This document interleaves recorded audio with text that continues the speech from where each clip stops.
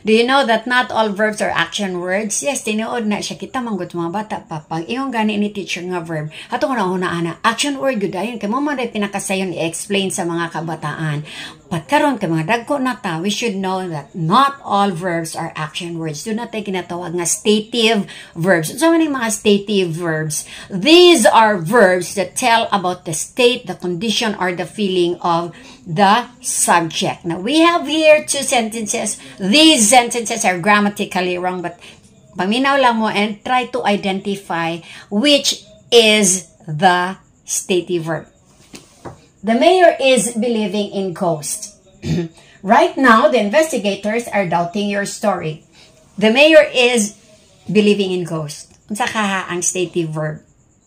Yes, believing.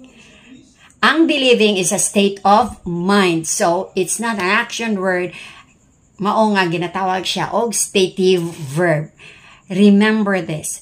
If you want to use the word believe, do not use it in present progressive tense. Kaya nga no, sayop yun na siya. Look at the sentence number 1. Review na to ato ang present progressive tense. Ibang present progressive tense, am, is, are, plus the ing form of verb, money, is believing. So this is expressed in present progressive tense.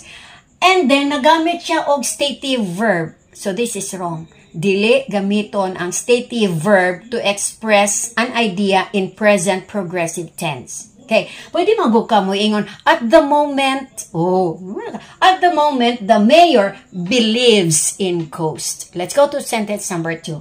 Right now, the investigators are doubting your story. Unsa ka diri ang stative verb? Correct, doubting. And doubting is a state of emotion or feeling.